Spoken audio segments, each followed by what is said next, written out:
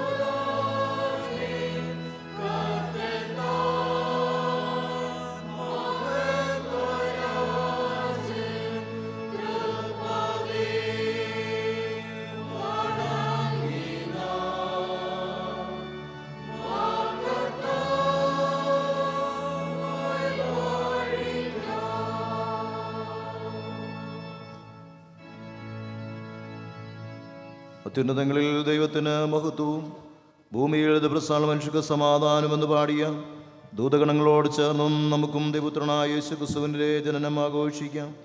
ലോകരക്ഷിതാവായ യേശുക്രിസ്തുവിൻ്റെ ജനനത്തിനായി കഷ്ടതയും അപമാനവും വേദനയും സഹിച്ച യോസേപ്പിൻ്റെയും കന്യമറിയുടെയും അനുസരണത്തിനും സമർപ്പണത്തിനുമായി നമുക്ക് ദൈവത്തിന് സ്തോത്രം ചെയ്യാം. നാം ബേത്ലഹേമോളം ചെന്ന് കർത്താവ് നമ്മൾ അറിയിച്ച സംഭവം കാണണമെന്ന് പറഞ്ഞ് ഉണ്ണിയേശുവിനെ കാണുവാൻ പുറപ്പെട്ട ആട്ടിടയന്മാരുടെ വിശ്വാസം ഉൾക്കൊണ്ട് നമുക്ക് ദൈവത്തെ ആരാധിക്കാം.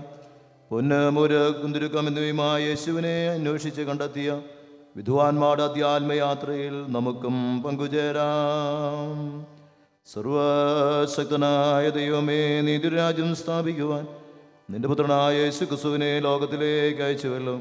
ക്രിസ്തുമസിൻ്റെ അർത്ഥവും വെല്ലുവിളിയും ഗ്രഹിക്കുവാൻ ഞങ്ങളെ സഹായിക്കണമേ. ഞങ്ങളുടെ അടുപ്പുകാരനായ നിന്റെ പുത്രനെ സന്തോഷത്തോടെ കൈക്കൊണ്ട് ഞങ്ങളുടെ ആയുസ് നാളെല്ലാം നിന്നെ വിശ്വസ്തയോടെ സ്നേഹിക്കുകയും ആരാധിക്കുകയും ചെയ്യുവാൻ കൃപ അരുളണമെന്ന് ഞങ്ങൾ താഴ്മയോടെ അപേക്ഷിക്കുന്നു.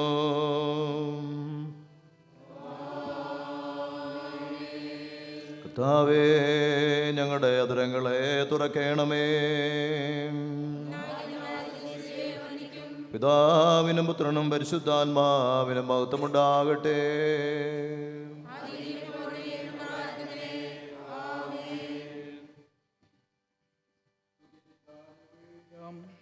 ഓരോ അപേക്ഷയും പിന്നാലെ ഞങ്ങൾ നിന്നെ ആരാധിക്കുന്നു എന്ന് പ്രതിവാക്യം പറയാം. ഞങ്ങൾ നിന്നെ ആരാധിക്കുന്നു എന്ന്. നമുക്ക് ഒരു ശിശു ജനിച്ചിരിക്കുന്നു, നമുക്ക് ഒരു മകൻ നൽകപ്പെട്ടിരിക്കുന്നു. ആധിപത്യം അവൻ്റെ തോളിലിരിക്കും. അവൻ അത്ഭുതമന്ത്രേ, വീരനാം ദൈവം, നിത്യപിതാവ്, സമാധാന പ്രഭു എന്ന് വേർപിടിപ്പിക്കപ്പെടും എന്ന് അരുളി ചെയ്ത ദൈവമേ, ഞങ്ങൾ നിന്നെ ആരാധിക്കുന്നു. സ്വയഭിമാനികളും സ്വാർത്ഥമതികളുമായ മനുഷ്യവർഗത്തിനു വേണ്ടിയും മുഴുപ്രപഞ്ചത്തിൻ്റെയും വിമോചനത്തിനു വേണ്ടിയും മാട്ടിൻ തൊഴുത്തിലേക്ക് ഇറങ്ങി വന്ന സർവലോകത്തിൻ്റെയും സൃഷ്ടാവായ ഞങ്ങളുടെ പിതാവാം ദൈവമേ, ഞങ്ങൾ നിന്നെ ആരാധിക്കുന്നു. പാപത്തിൻ്റെ ആഴത്തിൽ ആഴ്ന്നു പോയ മാനവജാതിയുടെ ഉദ്ധാരണത്തിനായി ബേത്ലഹേം മുതൽ ത്യാഗപൂർണമായ ക്രൂശിൻ്റെ മാർഗം സ്വീകരിച്ച ഞങ്ങളുടെ വീണ്ടെടുപ്പുകാരനായ പുത്രനാം ദൈവമേ, ഞങ്ങൾ നിന്നെ ആരാധിക്കുന്നു. സർവ സൃഷ്ടിയുടെയും പുതുക്കുകയും രൂപാന്തരപ്പെടുത്തുകയും ഞങ്ങൾ സകല സത്യത്തിലും വഴി നടത്തുകയും ചെയ്യുന്ന പരിശുദ്ധാത്മാവാം ദൈവമേ, ഞങ്ങൾ നിന്നെ ആരാധിക്കുന്നു. പാപസ്വീകാരം ദൈവം തൻ്റെ പുത്രനെ നൽകി നമ്മെ സ്നേഹിച്ചപ്പോൾ ദൈവമക്കളെന്ന അവകാശം നമുക്ക് തന്നിരിക്കുന്നു. വെളിച്ചം ലോകത്തിൽ വന്നിട്ടും നമ്മുടെ പ്രവൃത്തി ദോഷമുള്ളതാകിയ നാം വെളിച്ചത്തേക്കാൾ ഇരുളിനെ സ്നേഹിച്ചു. ക്രിസ്തുമസിൻ്റെ ആഘോഷം കൂടി വന്നിരിക്കുന്ന നാം ക്രിസ്തുമസിൻ്റെ സാരാംശം ഉൾക്കൊണ്ടുകൊണ്ട് ഭക്തിപൂർണ്ണമായ ജീവൻ നയിക്കുവാൻ തീരുമാനിക്കുന്ന ഭാഗമായി നമ്മെ തന്നെ ദിവസങ്ങളിൽ പരിശോധിക്കുകയും വിനയപ്പെടുത്തുകയും ചെയ്യാം. മുട്ടുകളെ മടക്കി പ്രാർത്ഥിക്കാം. സ്നേഹവാനായ ദൈവമേ, ഞങ്ങളോട് ക്ഷമിക്കണമേ എന്ന് ഓരോ അനുതാപ പ്രാർത്ഥന പിന്നാലെ പ്രതിവാക്യമായി ചൊല്ലാം. സ്നേഹവാനായ ദൈവമേ, ഞങ്ങളോട് ക്ഷമിക്കണമേ എന്ന്. തൻ്റെ ഏകജാതനായ പുത്രനെ നൽകുവാൻ തക്കവണ്ണം ദൈവം ലോകത്തെ സ്നേഹിച്ചപ്പോൾ രക്ഷയുടെ സ്നേഹ സന്ദേശം പ്രാവർത്തിയമാക്കാതെ ബാഹ്യമായ പ്രകടനങ്ങളിൽ മാത്രം ഒതുങ്ങിപ്പോയ ഞങ്ങളുടെ സ്നേഹശൂന്യതയെ സ്നേഹവാനായ ദൈവമേ, ഞങ്ങളെ ക്ഷമിക്കണമേ. ക്രിസ്തുമസ് സർവജനത്തിനുള്ള മഹാസന്തോഷമാണെന്ന് ഞങ്ങൾ അറിയുന്നുവെങ്കിലും ഈ സന്തോഷം മറ്റുള്ളവരുമായി, വിശിഷ്യ ദുഃഖത്തിനും വേദനയും കഴിയുന്നവരുമായും നീതിയും അവസരങ്ങളും നിഷേധിക്കപ്പെട്ടവരുമായി പങ്കുവയ്ക്കുന്നതിലുള്ള ഞങ്ങളുടെ വീഴ്ചകളെ സ്നേഹവാനായ ദൈവമേ, ഞങ്ങളോട് ക്ഷമിക്കണമേ. ദാസരൂപമെടുത്ത് തന്നെത്താൻ ഒഴിച്ച ദൈവപുത്രന്റെ ക്രിസ്തുമസ് ഞങ്ങൾ ആഘോഷപൂർവ്വം കൊണ്ടാടുമ്പോൾ പരിത്യജിക്കാനുള്ള മനസ്സും സ്വയം ശൂന്യമാക്കുന്ന ഭാവവും നഷ്ടപ്പെടുത്തിയ ഞങ്ങളുടെ ബലഹീനതകളെ സ്നേഹവാനായ ദൈവമേ, ഞങ്ങളോട് ക്ഷമിക്കണമേ. നമുക്ക് ഒരുമിച്ച് പ്രാർത്ഥിക്കാം. സ്നേഹാർദ്രവാനായ ദൈവമേ, ശരിയേതെന്നറിയാമെങ്കിലും തെറ്റിനെ വളർന്നു ജീവിച്ചു പോകുന്ന ഞങ്ങളുടെ കുറവുകൾ ഞങ്ങളോട് ക്ഷമിക്കണമേ. വചനം ജഡമായി തീർന്ന കർത്താവേ, നിന്നെ കാണേണ്ടതുപോലെ കാണാതെ ആചാരാനുഷ്ഠാനങ്ങൾ മാത്രം ഒതുങ്ങുന്ന ഞങ്ങളുടെ അന്ധതയും ഞങ്ങളോട് ക്ഷമിക്കണമേ. ഈ ക്രിസ്തുമസ് ആരാധനയും ഗാന ശുശ്രൂഷയും ക്രിസ്തുവിനെ കണ്ടുമുട്ടുന്നതും ക്രിസ്തു യേശുവിന്റെ ഭാവം സ്വന്തമാക്കുന്നതും ക്രിസ്തുവിൽ വളരുന്നതുമായ അനുഭവമാക്കി തീർക്കണമെന്ന് ഞങ്ങൾ വിനയമായി അപേക്ഷിക്കുന്നു.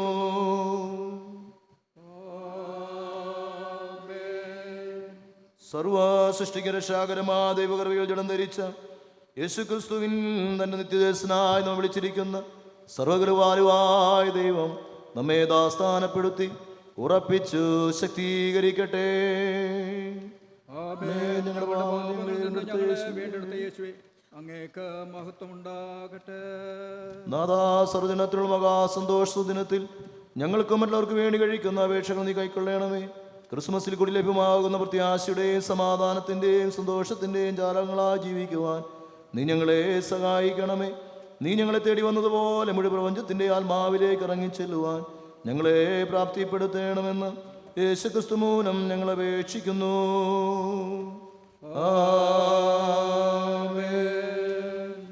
ജനങ്ങൾക്ക് എല്ലാവർക്കും ഇരിക്കാം. ഗായക സംഘങ്ങൾക്ക് എഴുന്നേറ്റ് നിൽക്കാം. ഞാൻ ചൊല്ലിത്തരുന്ന പ്രാർത്ഥന എൻ്റെ പിന്നാലെ ഗായക സംഘങ്ങൾ എല്ലാവരും ചൊല്ലാം.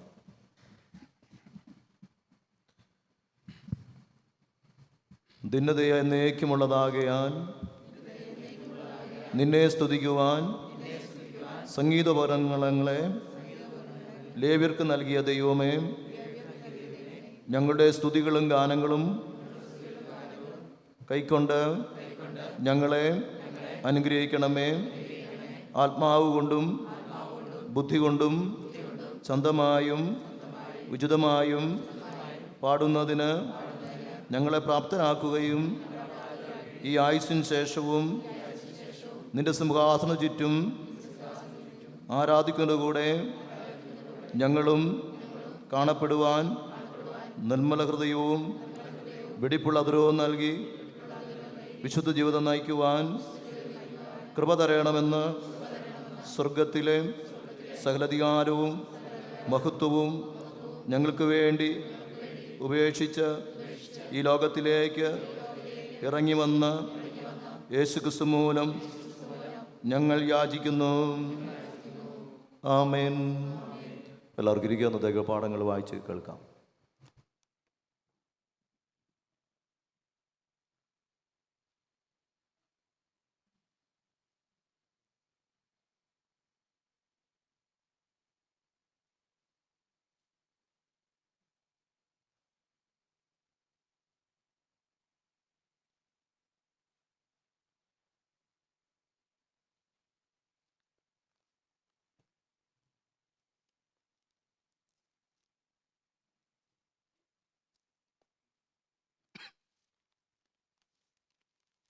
ഇന്നത്തേക്ക് നിശ്ചയിക്കുന്ന ഒന്നാം പാഠഭാഗം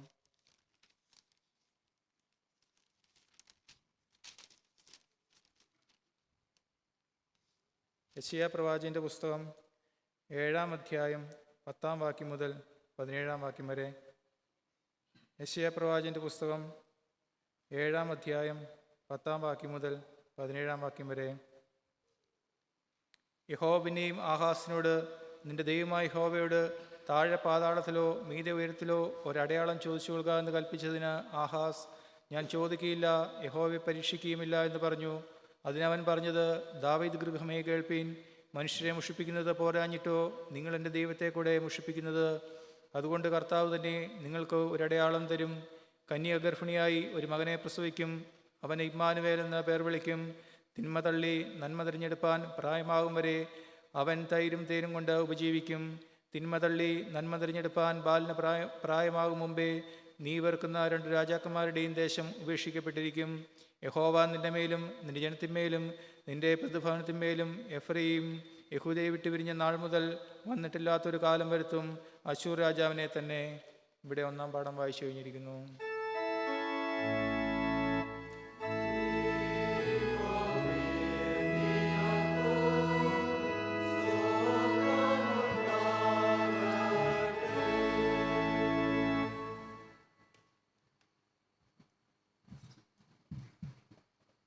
ഇന്നത്തേക്ക് നിശ്ചയിച്ചിരിക്കുന്ന സങ്കീർത്തനം 96.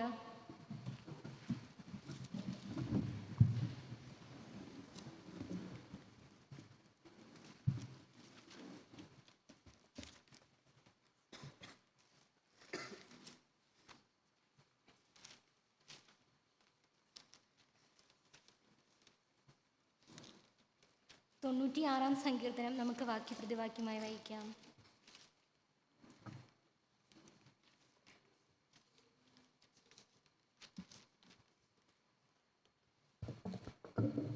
യഹോവയ്ക്ക് ഒരു പുതിയ പാട്ട് പാടുവീൻ, സകല ഭൂവാസികളുമായുള്ളവരെ യഹോവയ്ക്ക് പാടുവീൻ.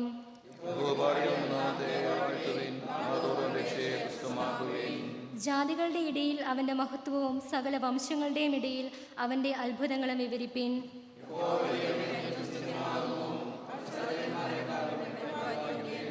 ജാതികളുടെ ദേവന്മാരൊക്കെയും മിഥ്യാമൂർത്തികളത്രേ, യഹോവയോ ആകാശത്തെ ഉണ്ടാക്കിയിരിക്കുന്നു.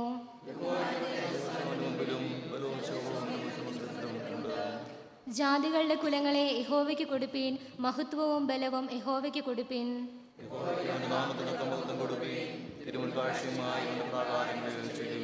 വിശുദ്ധ വസ്ത്രാലങ്കാരത്തോടെ യഹോവയെ നമസ്കരിപ്പീൻ, സകല ഉപവാസികളുമായുള്ളവരെ അവൻ്റെ മുമ്പിൽ നടുങ്ങുവിൻ.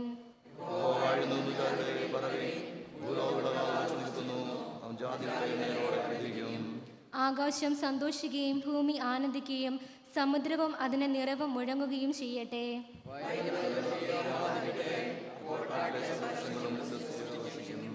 നമുക്ക് ചേർന്ന് വായിക്കാം. യഹോവയുടെ സന്നിധിയിൽ തന്നെ അവൻ വരുന്നുവല്ലോ, അവൻ ഭൂമിയെ വിധിപ്പാൻ വരുന്നു. അവൻ ഭൂലോകത്തെ നീതിയോടും ജാതികളെ വിശ്വസ്തയോടും കൂടി വിധിക്കും.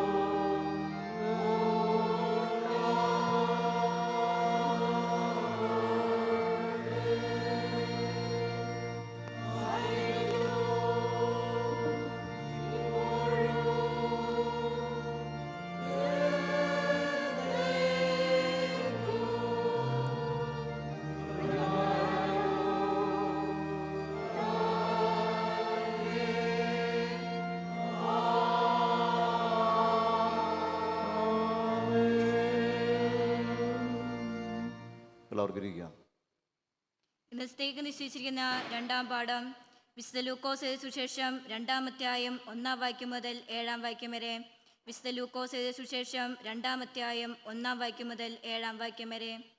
ആ കാലത്ത് ലോകമൊക്കെയും പേഴ്വരച്ചാർത്തമെന്ന് ഔഗുസ്തസ് കൈസരുടെ ഒരു ആജ്ഞ പുറപ്പെട്ടു. കുറേനോസ് സൂര്യനോട് വാഴുമ്പോൾ ഈ 1-ാമത്തെ ചാർത്തിലുണ്ടായി. എല്ലാവരും ചാർത്തപ്പെടുന്ന താന്താന്റെ പട്ടണത്തിലേക്ക് യാത്രയായി. അങ്ങനെ യോസേഫും ദാവീദിന്റെ ഗൃഹത്തിലും കുലത്തിലുമുള്ളവൻ ആകൊണ്ട് തനിക്ക് വിവാഹം നിശ്ചയിച്ചിരുന്ന മറിയെന്ന ഗർഭിണിയായ ഭാര്യയുടെ കൂടെ ചാർത്തപ്പെടുന്നതിന് ഗലീലിലെ നസറേത്ത് പട്ടണം വിട്ടു യഹൂദയിൽ ബെത്ലഹേം എന്ന ദാവീദിൻ പട്ടണത്തിലേക്ക് പോയി. അവരവിടെ ഇരിക്കുമ്പോൾ അവൾക്ക് പ്രസവത്തിനുള്ള കാലം തികഞ്ഞു. അവൾ ആദ്യജാതനായ മകനെ പ്രസവിച്ചു. ശീലകൾ ചുറ്റി വഴിയമ്പലത്തിൽ അവർക്ക് സ്ഥലമില്ലായകാൽ പശുത്തൊട്ടിയിൽ കിടത്തി. ഇവിടെ 2-ാം പാഠം വായിച്ച് അവസാനിച്ചിരിക്കുന്നു.